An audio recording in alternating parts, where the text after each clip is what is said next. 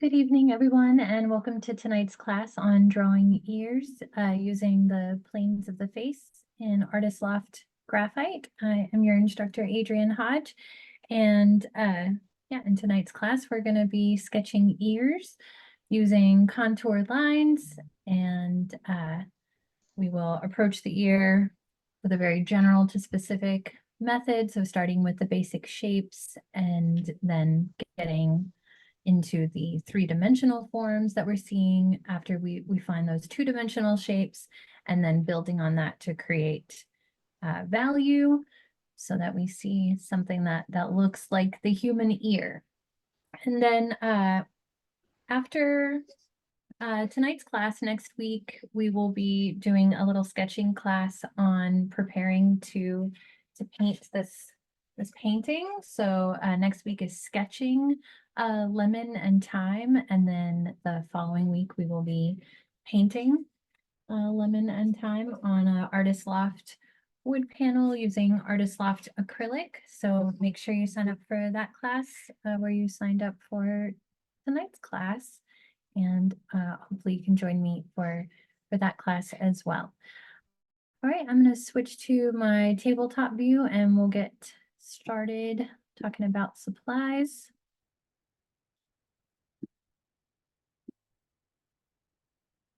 So don't forget to tag your work with the hashtags Make It With Michaels or Michaels Classes, and you can follow me on Instagram at AD that's my nickname. I recently shortened my Instagram handle. You can also find me on Facebook at Adrienne Hodge Fine Art. And yeah, here's some of my business cards with some of my work using calligraphy ink, if you want to check that out. Okay, so sketching oh wait, I should probably talk about supplies. It's a very easy supply list here tonight, so I almost forgot about it. We're just using Artist Loft Graphite pencils and Artist Loft eraser. I've got an Artist Loft sketching pad, and then I also provided reference photos for tonight's class in a PDF, and we've got that photo in true color and then in black and white, and then again with the black and white photo inverted. So all of the light is showing up dark and all of the dark is showing up light, and that's going to really help us when we get into the shadow, oh my God, what am I trying to say? The shading, the shadows, and the value. So we'll be looking at that, and we're just using this one reference photo, but then I included another one for some reason that I didn't break down that way. But they're both pretty much the same, but one has a little bit more of, I guess it's a little more zoomed out, so you can see a little bit more how it connects to the face. I guess that's the uncropped photo. Anyway, and that's my son's little ear there. So we are sketching a child's ear. He is about 8 years old. But in my experience, ears do not vary too much in proportions from children to adults. So, okay. So the first thing we're going to do is, like I said, break down the ear into two-dimensional shapes. So we may end up with a little diagram that looks like this, or possibly not like this. So we're not going to compare ourselves and our process to my drawing or to anybody else's drawing, because ears are definitely one of those things that people make like hands, which we have a hand drawing class coming up in November. A couple of them actually. I'm going to rip this out so I can go to a blank page, but still be able to reference this. And then here's my lemon and thyme sketch. I didn't want to mess up I realized to flip to this a moment ago that I would have to mess up my little table display there, but there's our class for next week, sketching some thumbnails of the lemon and thyme, and we'll be breaking the lemon down to the contour lines and shapes like that as well. So, and I have a few different reference photos that I shared for that class. So your painting might be a little different than mine, and I ended up choosing this view, but you might choose to do one without the time or a different sort of view of the lemon. Okay, so let me flip to a blank page here and we'll get started breaking down the ear.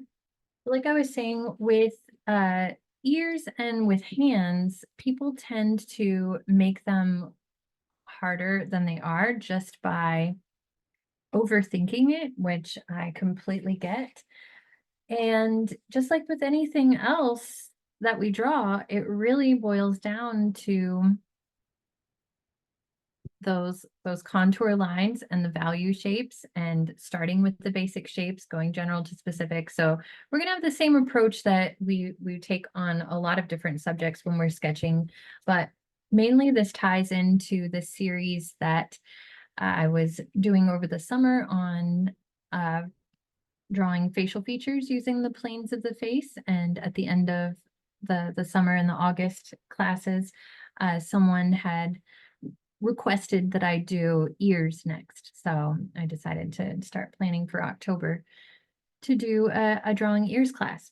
But yeah, whenever I'm teaching drawing and painting classes in person, which I've been doing for 10 years now for adults, oftentimes people will avoid ears. They want to like put hair in front of it or, you know, just crop it out. And I think maybe what it is, I mean, with hands, I think I get it a little more because hands are so, you know, so flexible and they're constantly moving and creating different shapes. So there's not one specific shape that a hand takes, except for in a neutral position, right? But uh, maybe it's the ears are a little boring. They're not that interesting. So that could be why people avoid them or get frustrated with them. It could also be that whenever the human brain really wants patterns and we want to break things down to shapes that are really easy for us. And we want things to be like easy and familiar. And when you really break it down and look at the ear, it's easy to get a little lost in there. So it's like you could either dismiss it as boring or you could say it's just a little too complicated because maybe there's an instinct to make it flat. We know there's some holes in there. You know, there's some deeper aspects to the ear, but maybe we just aren't familiar enough with them. Anyway, we don't need to belabor the psychology of it too much, but there is something going on there when it comes to drawing ears that is pretty universal with beginners, especially to this just avoidance that comes up. So first we're going to look at just the general shape. And I'm going to be starting with a very light pencil, or you should be starting with a very light pencil that has the letter H on it so that you can make nice light lines that are easy to erase. I am not going to start with that actually, because whenever I do that, it makes it really hard for you to see my lines on the Zoom. So I'll go in with a darker pencil, like a 4B here, but you know, just keep in mind that you might not see my lines right away. Just give me a moment and I will darken them. So we're just going to make a little diagram here of the ear. And before we get started, I want you to recognize the little bit of a tilt that the ear is on. In this photo, so we can like take our pencil and hold it up like this and see that diagonal line. I'm realizing I'm like put my kid's little sticker from the iPad on the screen here. Anyway, so there's a diagonal line that we're looking for here. We want to make sure that we are drawing the shape on a bit of a tilt. Okay, so we're just going to start with that diagonal line so that we can keep that in mind as we go here. But then we're going to draw the shape of like a half heart. a half of a heart, or maybe a question mark. So, but a half heart makes more sense. Okay. And then we do have a straight line, or what feels more like a straight line, where our heart is broken in half, to just keep going with the metaphor here.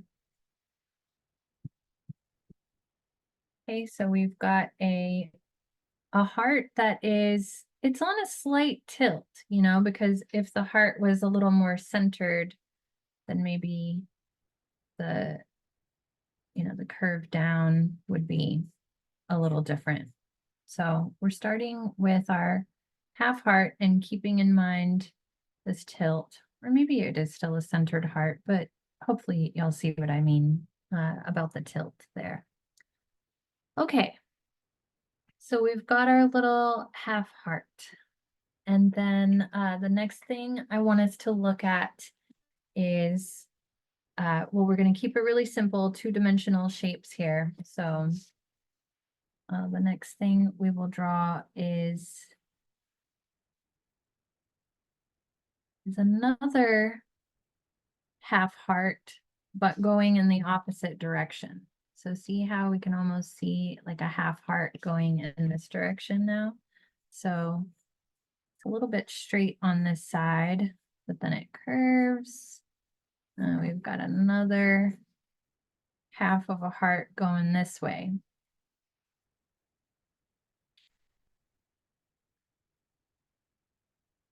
So interesting how I was just saying how uninteresting the ear is and how boring a lot of people find it. And then just earlier today, I was watching a video on Instagram that was talking about tessellations and patterns in nature, and how the inside, the empty space in between a seashell, the little spaces that show up inside of, you know, inside of the seashell, how that is similar to the stripes that you see on a zebra, and just certain flowers that repeat that same shape. And then looking at the ear, it is doing a little bit of that shape. I don't know what you would call that shape, but it is interesting how it's creating a bit of a back and forth sort of tessellation here of the same shape. Okay, so we've got our heart within our other heart, and we're just keeping it real flat and two-dimensional right now. We're not worried about these three-dimensional shapes. So it is very convex and concave, and there's a lot of dips and curves and a lot of recesses and forward protrusions, and it's not, obviously not flat. So the volume and the thickness and thinness varies quite a bit within this form that is relatively flat in some ways, or it can appear that way. Anyway, but we're making it flat for now. So we're just looking at these shapes and making them more flat and two-dimensional. So the next thing we want to do is make a little space right here, and then do another, let's just do a very basic triangle here. Like, just to keep it simple, we'll just do a triangle here. So we basically just drew a half a pretzel. So we're starting with our half a pretzel. Okay. So once we've got that, now I want us to start looking at the more three-dimensional shapes there, because we really just can't avoid it for too long before we have to get in here and start thinking about 3 dimensions. So a pretzel is actually a really good thing to think of if we want to go ahead and start adding our contour lines here, just to get us thinking in terms of 3 dimensions. So, and I'm going to move my photo reference out of the way because it messes with the light when I'm drawing with graphite on the Zoom, and it makes it really hard for you to see my lines. So, but you should have the photo reference on hand. And we have done this with a number of facial features, like I've said, and we've also done this with very basic shapes like a lemon, so, or a lime. and Rich has the link to the class on just basic contour line drawings using a lime facing a number of different directions. So if this is like all brand new to you and you don't understand what contour lines are, then you can check out that class on the basics of creating three-dimensional forms using contour lines. They're basically the elevational lines. So the most simple way that I like to explain contour lines, just as a little aside here, is to think about the three dimensions of a cylinder. So if I've got a cylinder and I'm looking down at the cylinder, then my eye line is up here, then that means I'm going to have a downward curve on the horizontal axis as we look down at the cylinder. But then my vertical lines will remain pretty straight. And all that's really changing is the view on the horizontal axis because we have straight lines on the vertical axis there. But then if we look at a cylinder from, I started drawing it the other way, I'm just going to flip it upside down. If we look at it from below, then now our eye line is here. And now we've got an upward curve to our horizontal axis, but then the vertical lines remain straight. And then we can use straight lines, diagonal straight lines, whatever we want to tell you that the top of that cylinder is flat. And then if we were looking at the cylinder from the middle of the cylinder where our eye line is here, now there would appear to be a straight equator line at some point, and then we would slowly have lines beginning to curve at some point as they get closer to the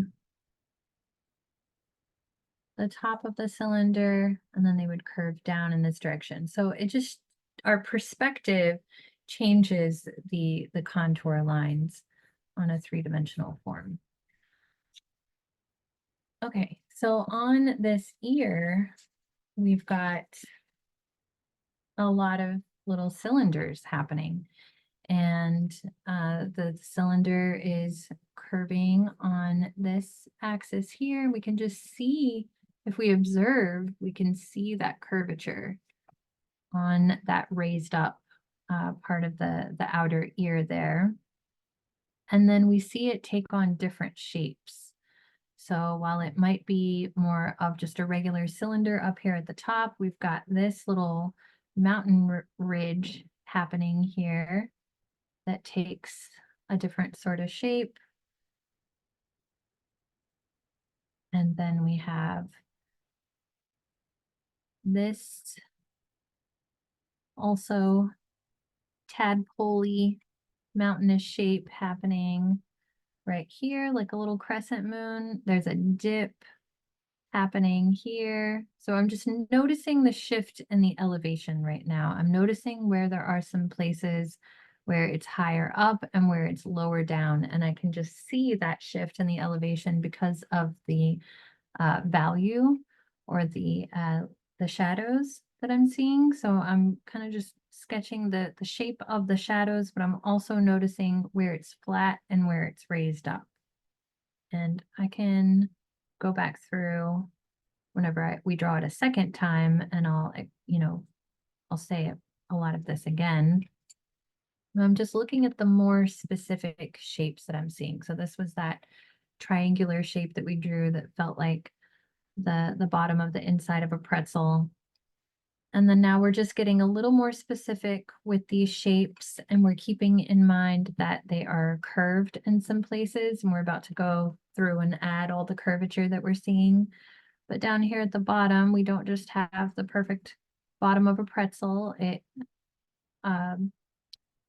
falls down a little lower. And we've got that meatier part of the ear where ear piercings might go.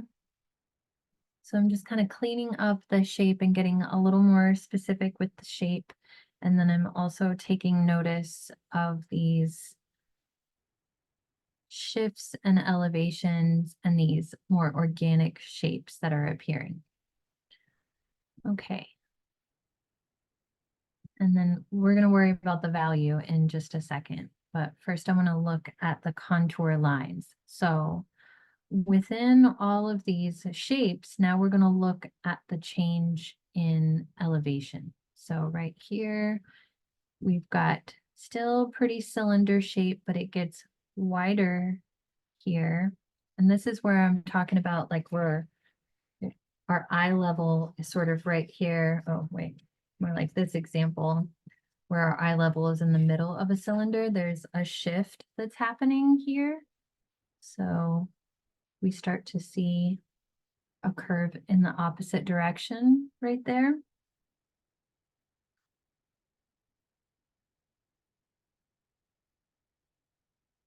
Right, and then we can also see where the light is hitting more directly is where the elevation is higher.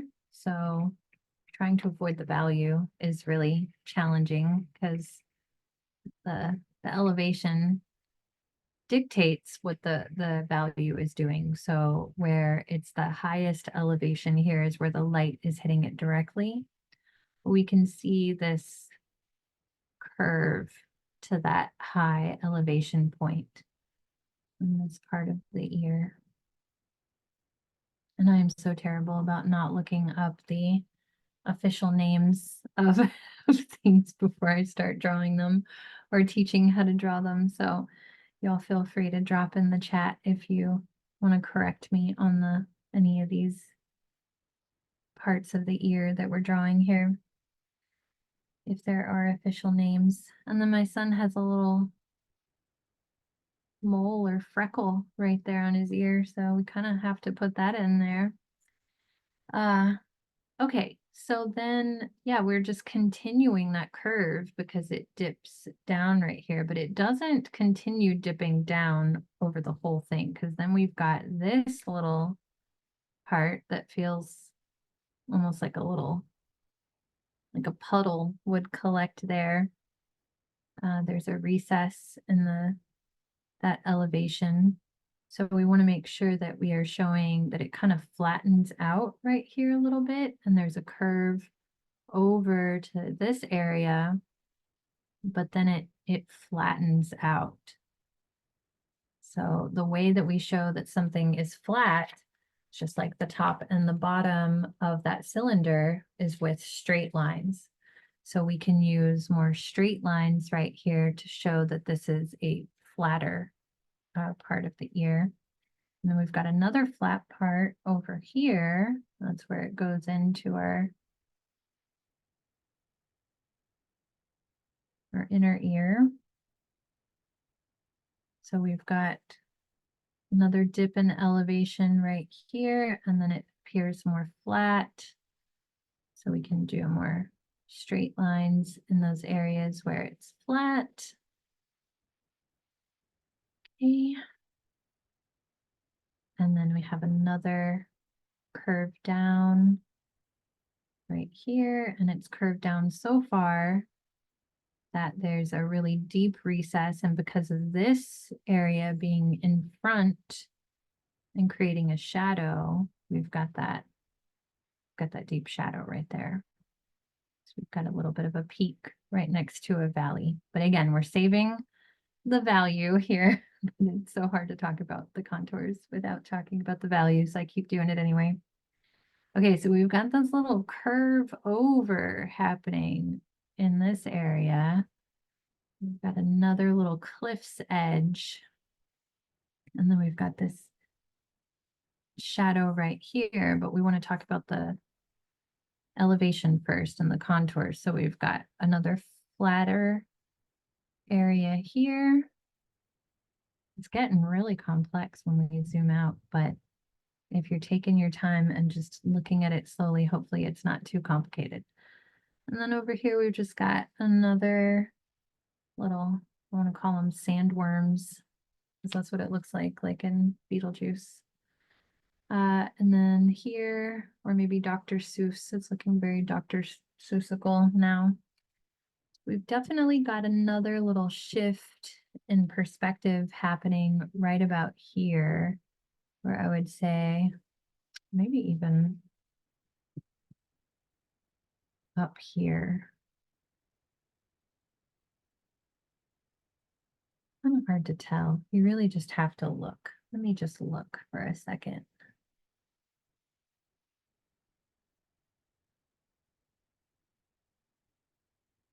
Yeah, I feel like there's more of an upward curve happening here. Maybe the whole thing is more of an upward curve. Or maybe right about here is where the shift occurs. But it definitely feels like more of an upward curve right here to me. Okay.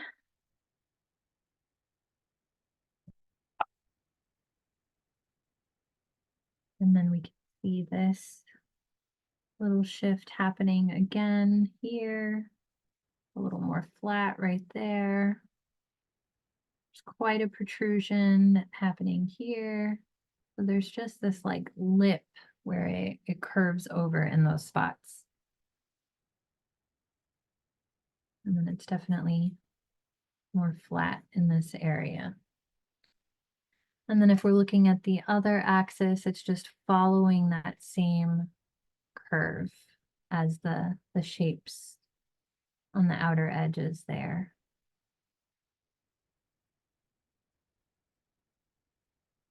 Okay, hopefully I didn't lose anybody in all of that elevation. I tried to take my time and hit every spot. But yeah, that is essentially how I drew it before. I think I added even more lines this time, so you'll don't feel like you have to have every little curvature of that elevation, but it definitely helps to notice all of that. I'm going to pause there for just a moment. Are there any questions that I could address up until now?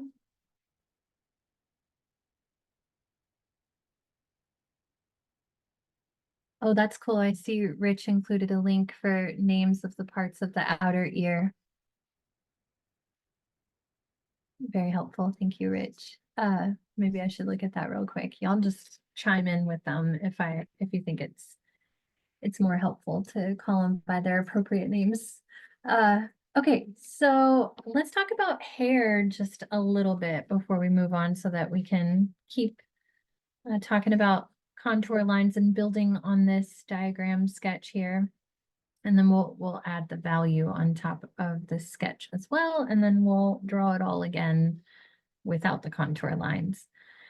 Okay, so my son has just one specific type of hair, right? And there's lots of different hair textures out there.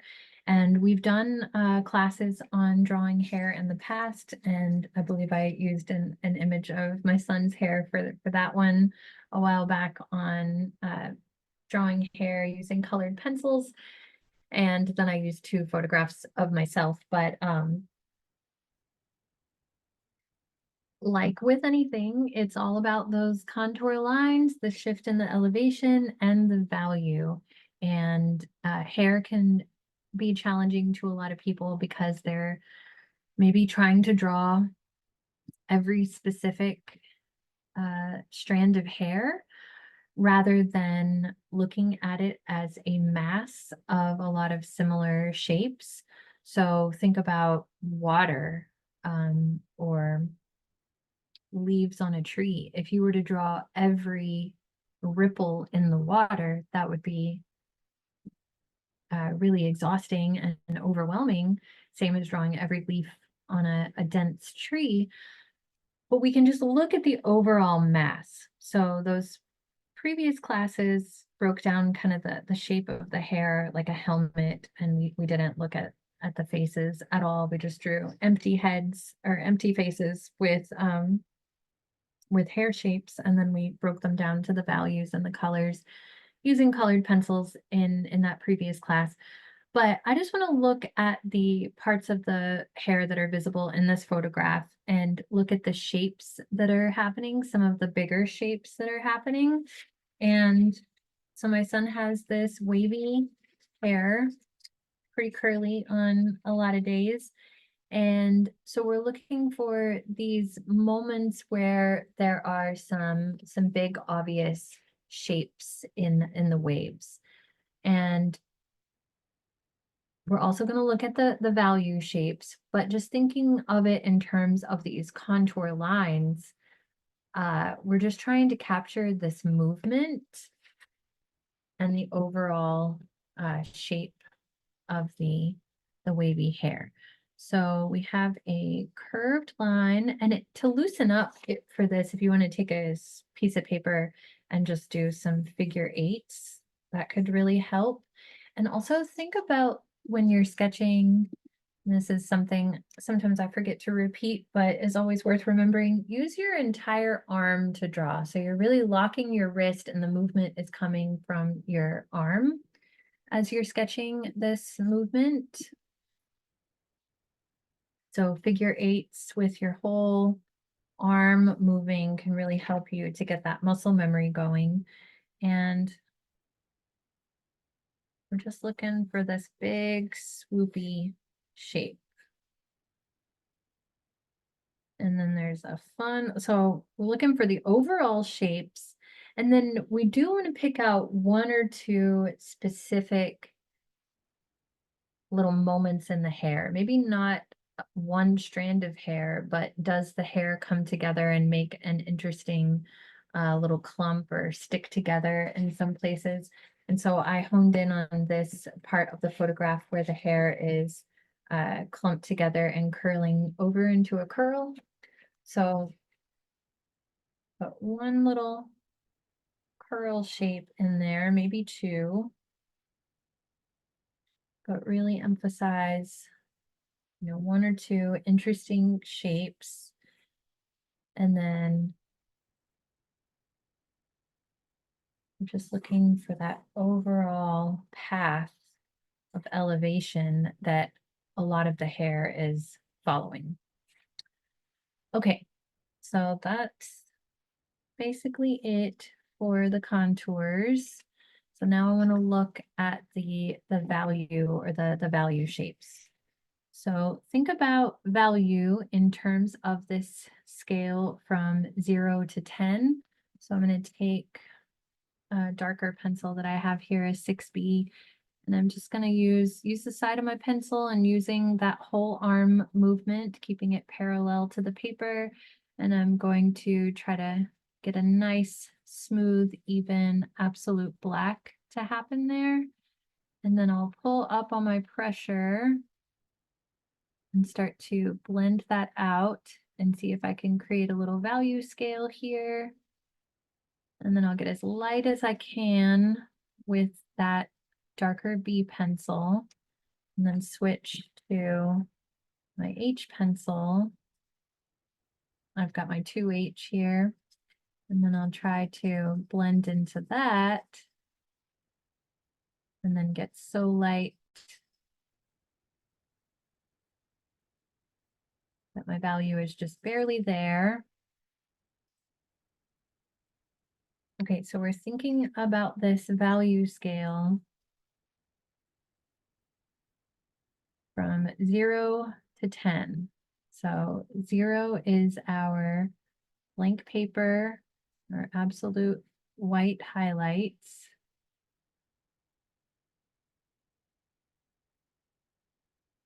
But we can always exaggerate and have there be more blank paper than is what is absolutely white. And we can also exaggerate our values sometimes as well, but our 10 is our absolute black. So that's how we create contrast or really dramatic interest in a work of art, is by having that full range of value from 0 to 10, just like we see when we look at things in the world. And when we look at this black and white photo, it makes it a little easier to see the value shapes in this ear. And sometimes people have a hard time looking at a full color image and thinking about the value scale from 0 to 10. And making it black and white, I did turn up the contrast a little bit as well. So this is like what we can look at while we're sketching to create more drama by having the value go absolute black in some places where it's maybe actually more of like an 8 or a 9 on the value scale there in true color. Because we're making art, so why not make it a little more interesting and more dramatic, right?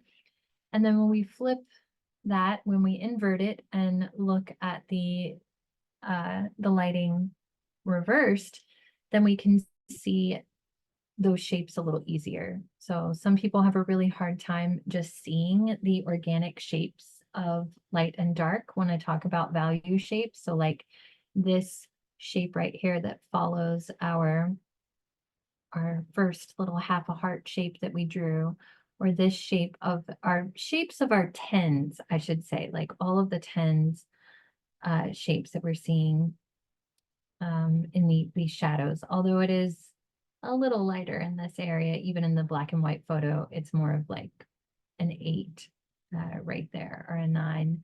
But then it does go to 10 in a lot of parts of this shadow. So anyway, we're going to look for those shapes of shadows and the shapes of the values, which is the same thing. And I'm just going to stick to my 4B or my 6B here and just start drawing those value shapes. So these value shapes can also go from general to specific. So we're looking at this big general shadow. And then within that shadow, we saw that there was a little bit lighter value happening here where the elevation was a little higher. So it definitely gets darker in this part. And I'm just using the side of my pencil here to start to add the value. And then I want my value, as I'm filling it in, I want it to follow that curve of the contours. So this is how we really render something in 3 dimensions and make it feel 3-dimensional, is adding the value in a way that follows these contour lines or elevational shifts that are happening.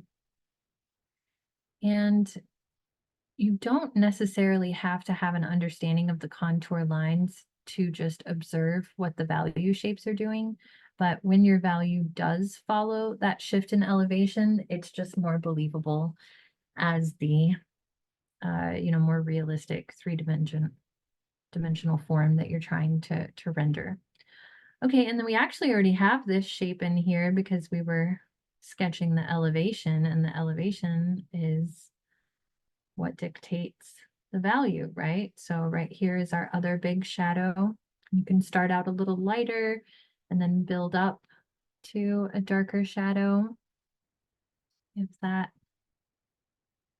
is more comfortable for you, because it's hard to commit to making really dark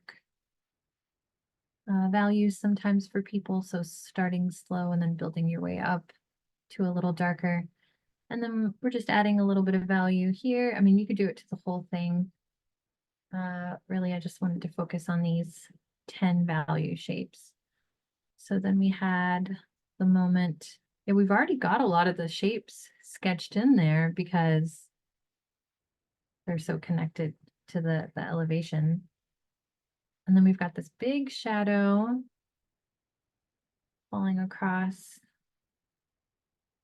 the neck and side of the face a little bit here, like a little Nike swoosh shape. And that one gets really dark in the black and white photo.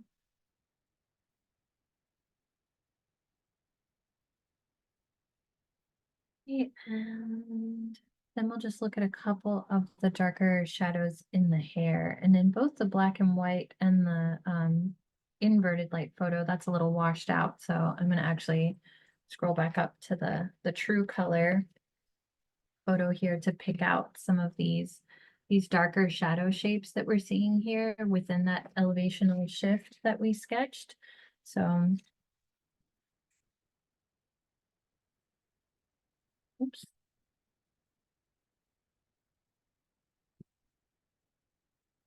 Left-handedness is messing me up a little bit here. Okay, so we've got, you know, just some recesses in the hair here, some shadows. And same thing, we're just going to sketch the shapes that we're seeing within those shadows and then start to fill them in. So we're looking at the overall mass of the hair and where there is a shift in value. And really it's just pure value is what we're looking at here, is where are those shapes and elevational shifts going to a darker value and where are they a lighter value. Okay, I want to move on to our final drawing here though. So I'm going to stop there and switch to another piece of paper. If you want to just keep going with that one, like if you sketched all of your contour lines nice and light, like I did in this drawing, so that they're easy to erase or cover up, then you could just keep building in a very general to specific way on that drawing. But I'm going to start over again, and with this one I am only going to draw the value shapes, and I'm still going to keep in mind the shift in elevation, but we're just going to be sketching mainly the value using the H&B graphite pencils. Okay, so I am going to start with my H pencil this time. So that means you're not necessarily going to see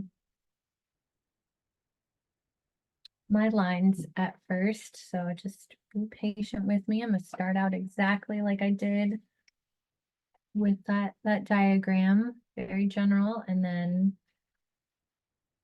once I start adding the value in, it'll get more specific. So I'm basically just jumping ahead to where we just ended, but without the contour lines. So I'm starting with that big half heart shape. And I'm using the side of this H pencil and keeping those lines nice and light using my whole arm. But I'm maybe not making it so much of like a rigid half heart this time, and I'm keeping in mind the you know, the more irregular shape that the ear takes on. It's not a perfect half heart there.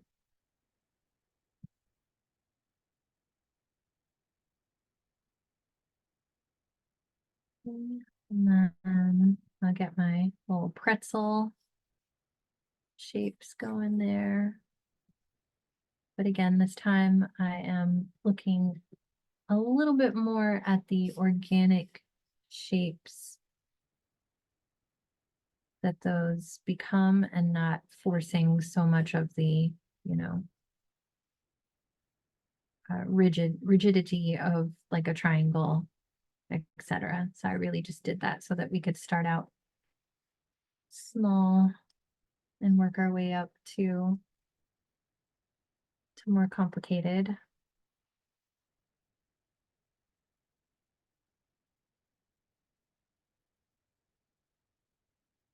I'm just getting all of those little ridges and shifts in the planes of the ear in there.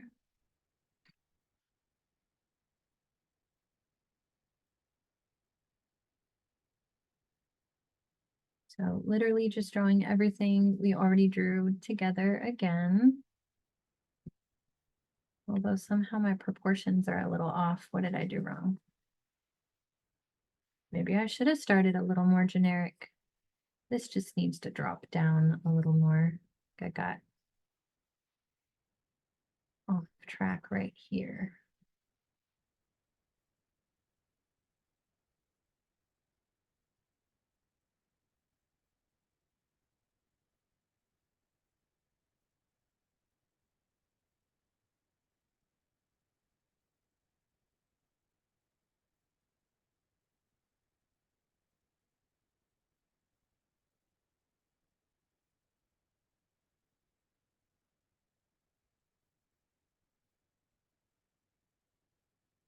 Okay, and now I'm starting to sketch in those shapes again. But here I want to get a little more specific with the outer edge of the ear here. How it kind of goes in and out in a few spots. It's not a perfect line right there.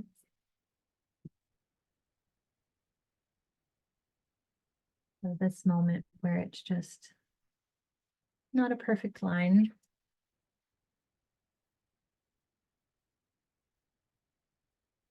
And then there's this kind of straight line right here.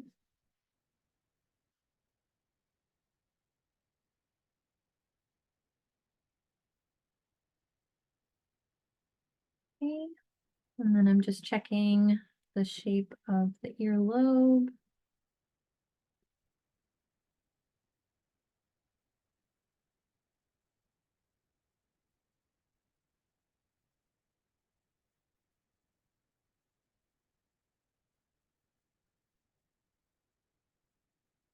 Okay, and then going back and just adding all of those value shapes, all of those little shifts in elevation create a different sort of value. The light is hitting more directly, or where there's more of a shadow, and we're about to really get in there and add all of that value in a more specific way. Okay, so, oh, and then, yeah, let me put the little freckle or mole in right there. It's definitely a little mole. It's too big to be a freckle. But then he's got these big freckles on the side of his face there too. Anyway. Okay. So sometimes I would start with the lightest value on a sketch like this and then build my way up to the darker shadows. But just because I want this image to come to life in the class a little faster here, I'm going to demonstrate going in with the darker shadows first. If you're left-handed like me and you're doing this, you might want to grab a separate sheet of paper just to have, hang on one second, I'm going to grab one from over here instead of pulling it out of the sketchbook.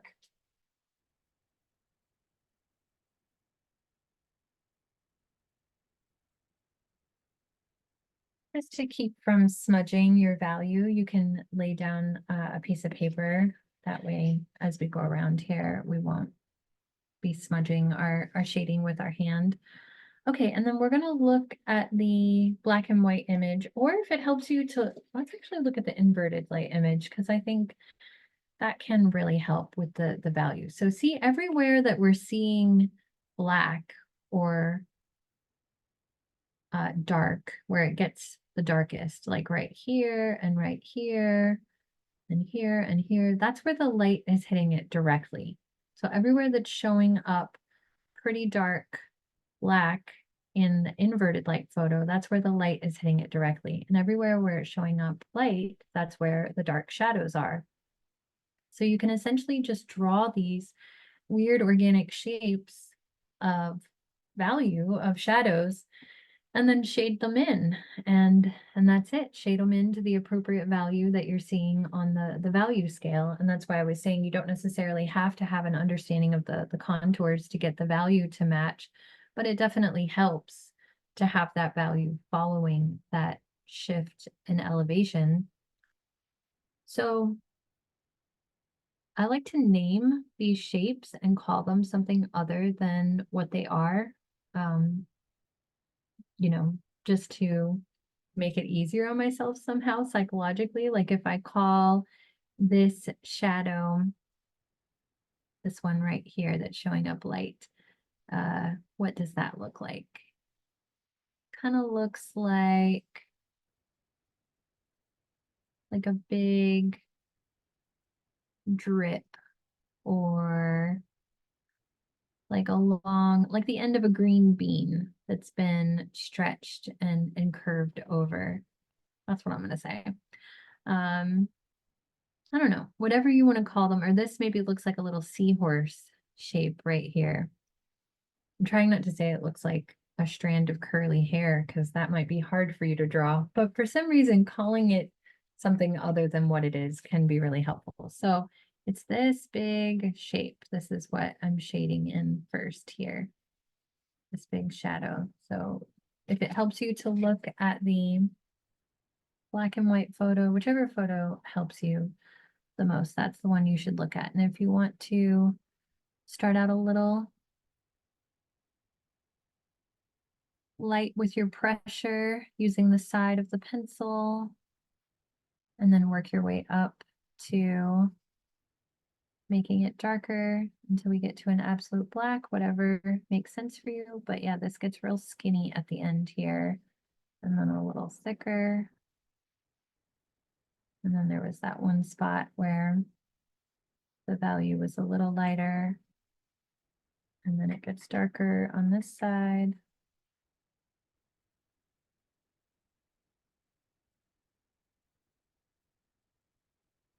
And just trying to keep in mind those contours.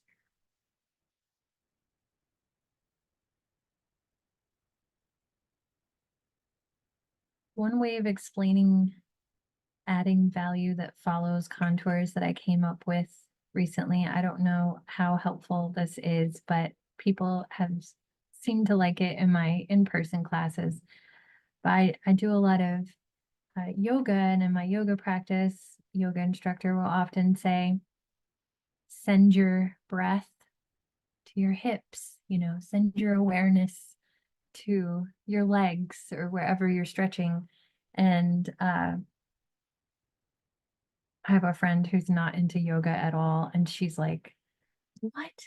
Send my breath into my hips? Like, how do you do that? And it's like, well, clearly you don't actually do that. You're just being aware of it. So as you're adding your value, making the value follow those contours, sometimes that's very counterintuitive, but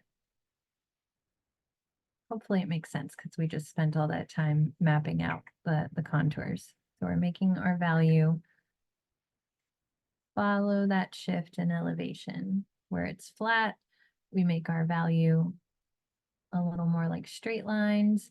Where it's curved, we try to curve our value. We're focusing on all these areas where it's kind of a deep recess right now, so it might feel more like it doesn't matter what the value is doing in these areas. But as we get into the lighter values, that's where we really want to try to follow those contours. Can't forget to put the shadow down here under the earlobe. This is where this extra piece of paper is going to come in handy because I'm going to go back over a lot of these things. And then I can just cover it up so that I'm not smearing my shadows. All right, let's go ahead and get some of this swoopy hair in here. So if you need to do your little figure eights off to the side to get your big movement going, your swoopy arm movements, do what you got to do. Get some little specific curves in there. And that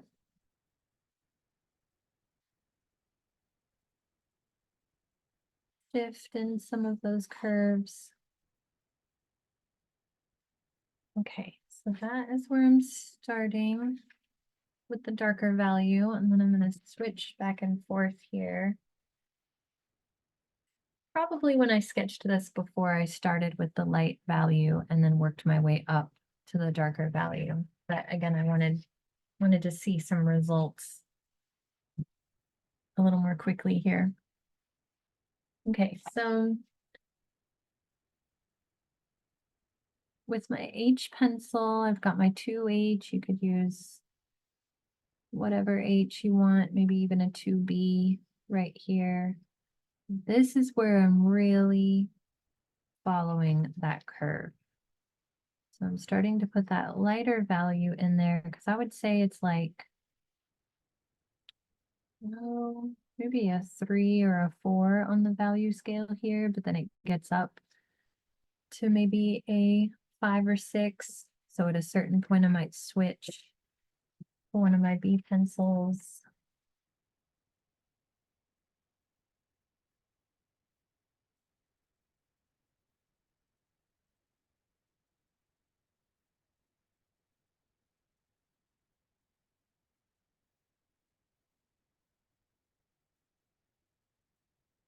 Looking for my 2B. Here's my 4B. That'll work. So just to blend out from that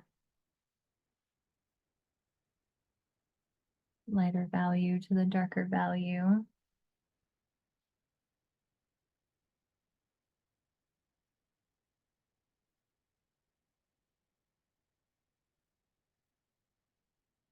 So really using the side of the pencil here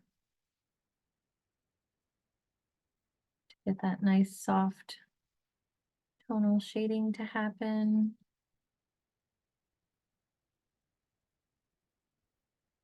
And then the edge of the outer edge of the ear here is so light. It's one of our lightest parts. We're really gonna make that come forward by making the hair really dark behind it. So we're just gonna leave that alone. But yeah, right here is a good moment where I'm really kind of curving my value up along that ridge, that mountainous ridge there. You could maybe use a blending stump or a tortillon if you wanted right here, but I think it's so satisfying to just blend things softly with your pencil. Let the dark and light meet in the way that you're applying your pencil before you reach for that blending stump to blend it for you. Okay, and then right here is where I'm really going to curve and think about that contour shift that was happening here, these little curved lines.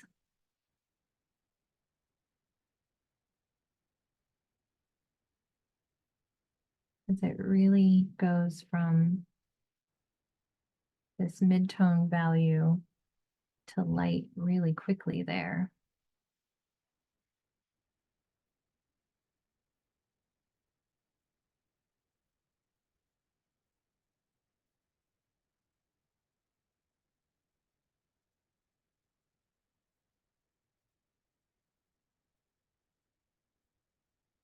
I maybe made that a little wider proportion-wise than it needed to be, but that's okay. As long as it looks like an ear, we don't don't need to worry about if it looks identical to this particular ear. But I mean, ears do have particular likeness and shapes, you know, if you've ever been in a long-term relationship with anyone or you have children, you know, you can recognize their ears. You could show me this picture and say, pick out your son's ear along with 10 other 8-year-olds' ears. And I'd be like, that's my kid's ear.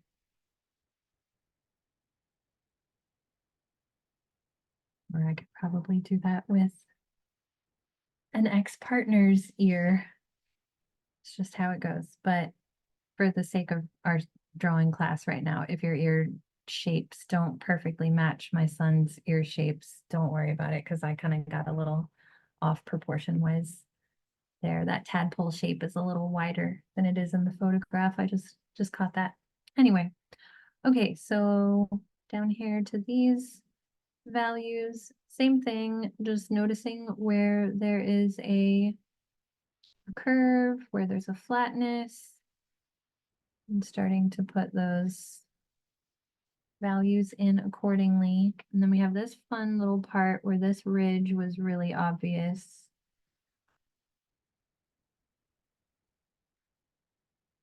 I'm going to erase the line for the ear and then just for that part of the ear, and then just put in the value right here really softly.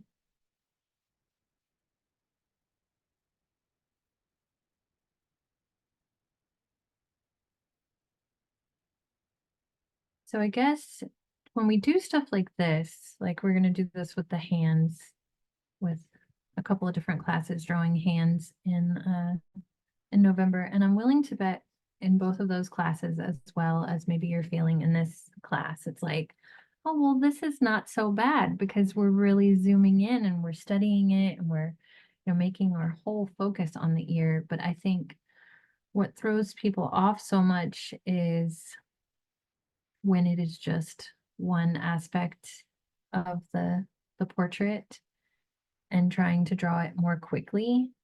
So when we really slow things down and examine them, they definitely get a little easier, in my opinion. And then, so I guess it's just, can you apply that to when you're drawing a face? Can you slow down this much in all the parts of the face? Don't have to answer that question. You just think about it, because that's really what it all boils down to, is slowing down. Okay, how are we doing on time? We're doing great. Wow. It's just now 7:03.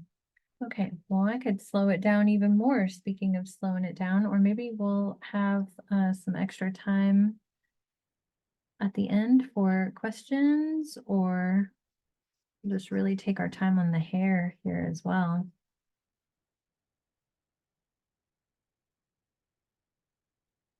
I'm just bouncing around to some of these other parts of the ear now and just noticing where I can really blend out my value, and I'm really noticing how much these proportions are off right here. I made such a wide area here where it's actually not that wide. Definitely captured my son's ear likeness better in my other sketch, but that's okay. It still looks like an ear, like I said. Okay, so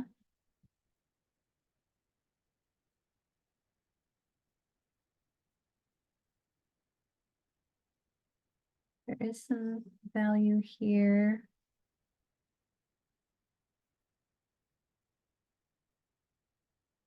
Where the side of the face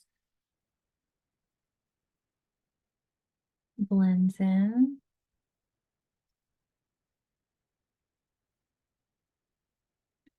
And then, like I said, to get the outer aspect of the ear, we're just going to really push the value on the hair here. So there is a bit of an irregular shape. It's not perfect. So I'm just looking at my reference photo and trying to capture that imperfect line, making it a little wonky.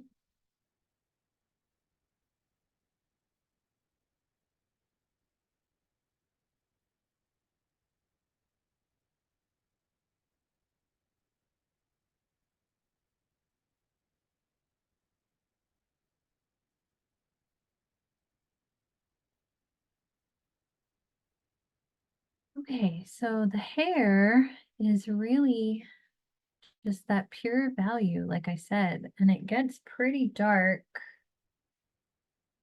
here. So I'm looking at this shape of where there's a really dark shadow next to the hair, and that dark shadow kind of starts right about here. And then there's a fold where he's got his hair tucked behind his ear there. So there's that curve happening. So we're just going to take it one value at a time and start with that darkest 10 value and go ahead and fill in that big dark shape.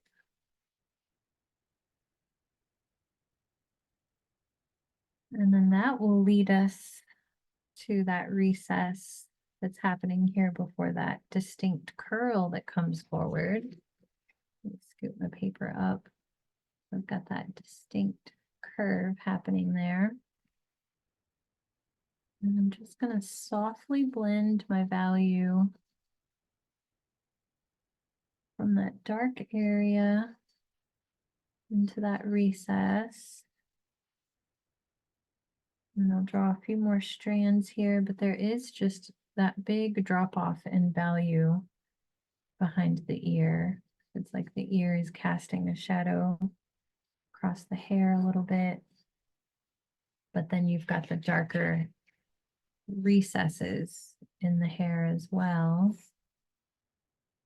So it may feel like you're drawing a lot of individual strands, but it's actually looking at the shadow shapes, not the individual strands. It's this area where the shadow feels very strong, and then this area where the shadow feels a little lighter. And then we're going to try to blend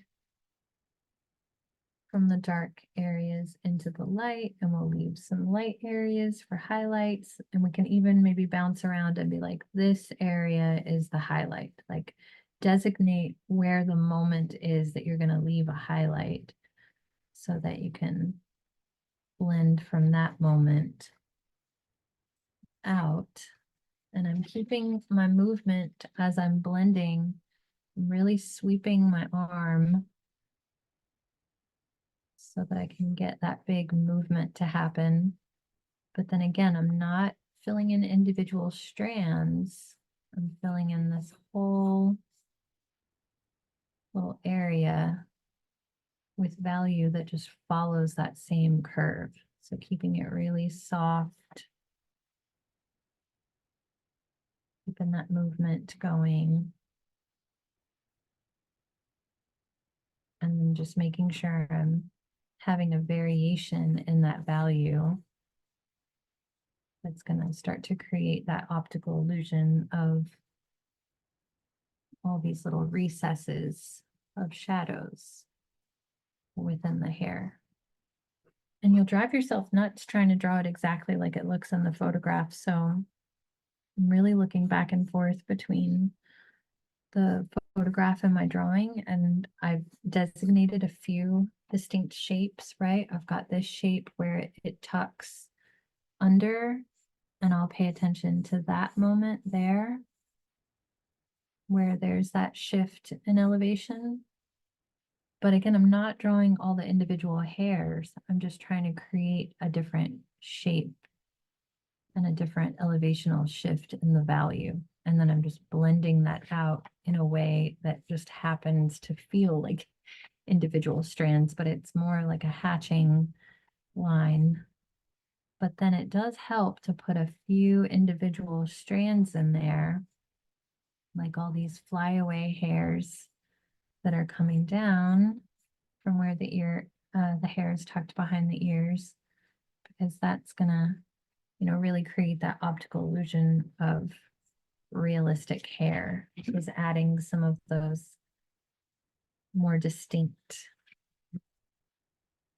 flyaway hairs. But really, you're just finding a few little moments where you can put the shadows in, a few moments where you can maintain some highlights, and then you're just blending out from the highlights to the shadows in a way that feels soft and follows the overall movement and shape of the hair. And then for these moments like this little curl, again, we're just trying to create that little shape and that shift in value. So it's dark, then the light hits it right here.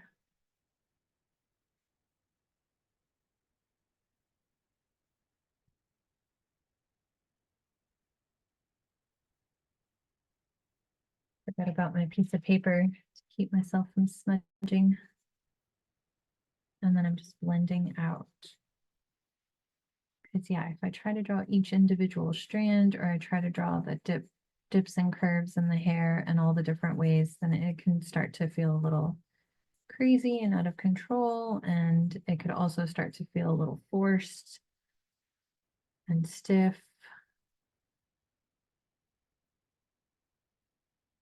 And like I said, we're looking for something that It's all connected like a mass of water. Something that's very fluid and connected like that.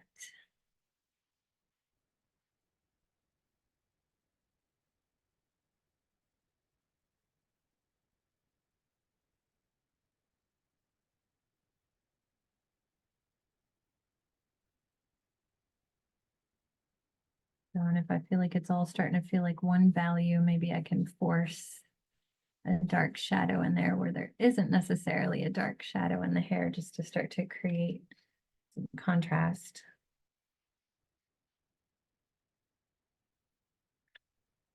All right. Well, I have hit all the notes that I wanted to hit, and I feel like I've reached the end of that demo.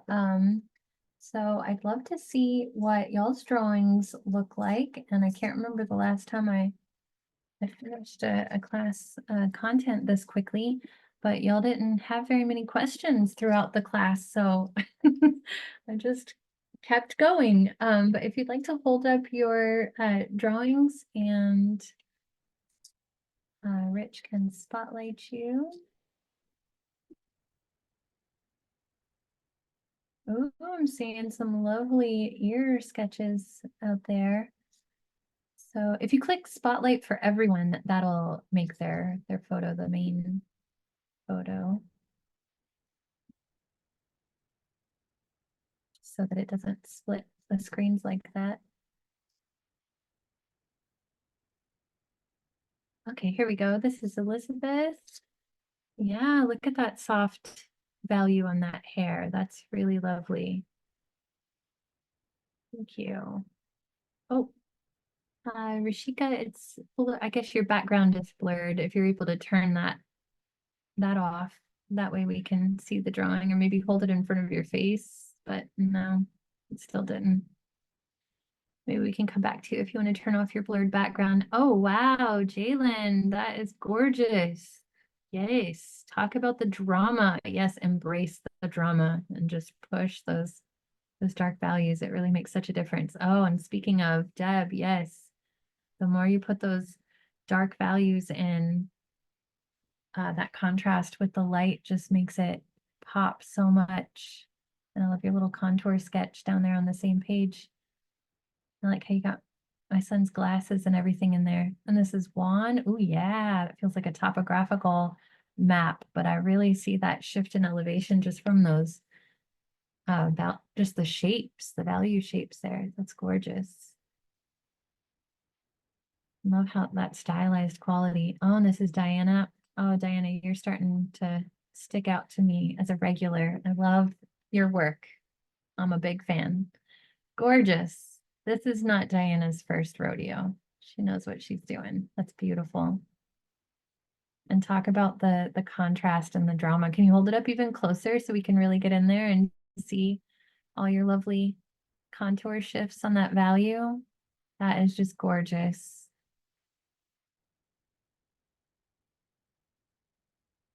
That's so beautiful. Thank you.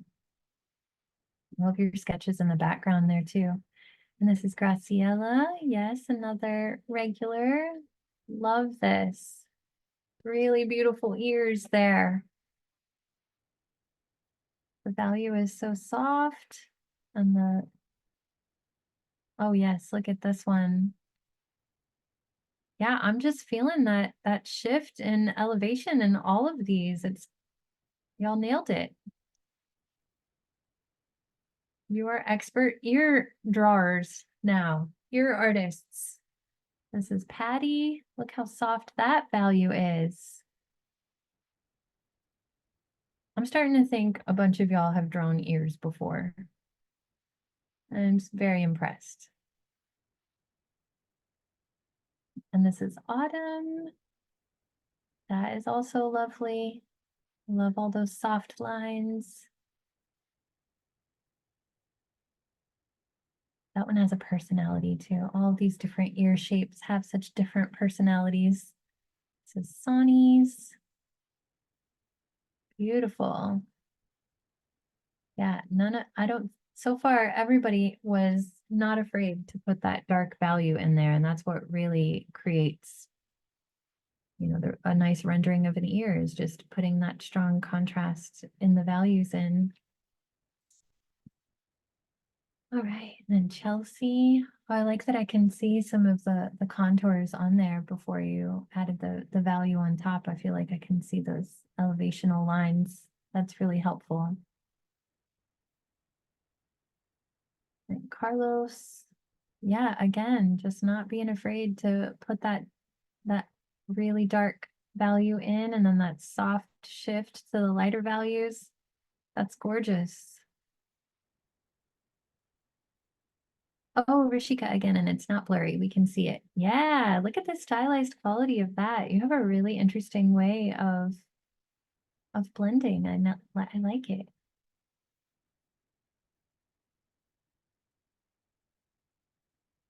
Okay, is that, oh, we've got more Karen.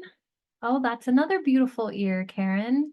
Nice and big too. Yeah, all those really soft, curvy lines too. It feels like I just feel the weight of that one really nicely. And the hair is nice as well. And this is Barbara. Another lovely rendering of an ear.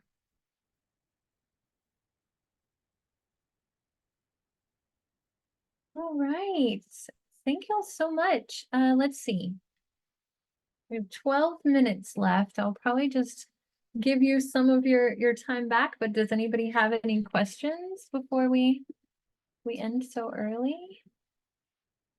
Well, don't forget if you're sharing these photos on social media to tag your work with those hashtags, Make It With Michaels or Michaels Classes, and you can tag me, 80 Hodge on Instagram so that I could be sure to see them. And if you're posting on Facebook, you can tag me, Adrienne Hodge Fine Art. And you can also tag Learn with Michaels is another page on Instagram that if you tag them at Learn with Michaels, they might share your work on their Instagram stories, which is always fun. Oh, here's a question. I want to comment from Karen. Thank you so much for a wonderful class. Patty's asking, which do you prefer, negative or positive pictures to draw from? So I do both. I really find that the negative images, the inverse images, help to see those value shapes and to break it down. So every time I like start a commission, for example, drawing somebody's portrait, I will take the photograph and make it black and white, invert the light, put a bunch of crazy filters on it, whatever I can do to see those value shapes. So it's just another helpful way to see the value shapes. And I use them both. I use them all. I flip back and forth between all of the reference images or different versions of the reference images as I'm working. And Patty says she does that as well. So that's cool. Got another thank you. And yes, we do this almost every week, or I do this almost every week, 3 classes a month. So the next 2 classes this month will be the sketching, the lemon in time, and then painting the lemon in time painting there that I shared at the beginning of the class. Jalen was saying this was relaxing, even though realism isn't my thing. I prefer cartoony stuff, but it is nice to try something new. That's awesome. Yeah, my daughter is much more into drawing more cartoonish things, but lately she's been tackling realism and she has blown me away. So it's interesting sometimes if we don't put too much emphasis on realism, it's maybe easier for us because people who are struggling and striving so hard for that realism maybe overthink it a little bit. So that's wonderful. You did such a great job. Adrian, there's a direct message from Sonny, and she's wondering, how do you decide on which pencil to use in order to get the darkness and the different shades that you need? So, I really use different pencils when I'm teaching on these Zoom classes than I would if I was sketching on my own. I would probably use H pencils for a lot longer to just build up the shapes and the value really softly and slowly. That's definitely how I got to this image. Was starting out really slow with my values and building up to dark, but and that's just because there's so much subtle light shifts in the value happening on this ear. If there was a lot of darker value, then maybe I would start with a darker pencil. So it really just depends on what you're drawing, which pencil I would start with.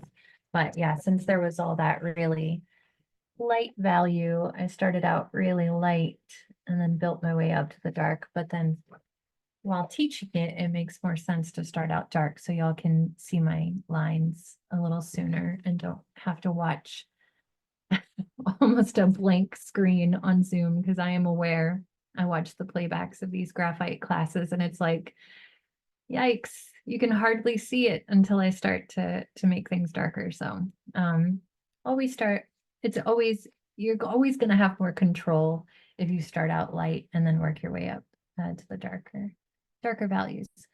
Karen's asking if you're still taking suggestions for classes. Maybe we have a cats class. Oh, I love that. I've done a pet portrait class a couple years ago, but it's been a while.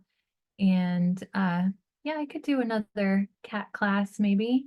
I'll be planning December classes soon. So let me see what I can come up with. We could do another pet portrait class, but maybe using a different medium. The last time it was pen and ink, and it was open to use your own pet portrait or use the photo that I provided. And I actually didn't have a cat at that time, so I used a picture of a friend's dog. But I do have a cat now. I adopted a very old cat about a year and a half ago. So I'd love to do a portrait of her and do another pet portrait class. Maybe we could just stick to graphite for that this time. I'll figure it out. Probably not a good idea to just start planning right here and now, but possibly yes. Not going to make a promise, but we'll see what makes sense for December, and I'll keep that in mind. How to use the paper looking rolls when you're drawing? I'm not sure what that means. Paper looking rolls. Oh,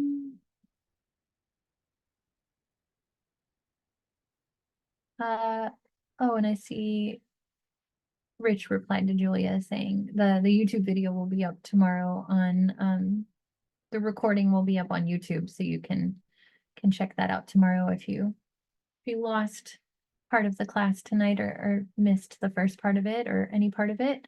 Oh, and then Deb was asking about tortillions or blending stumps. Here, I have one right here.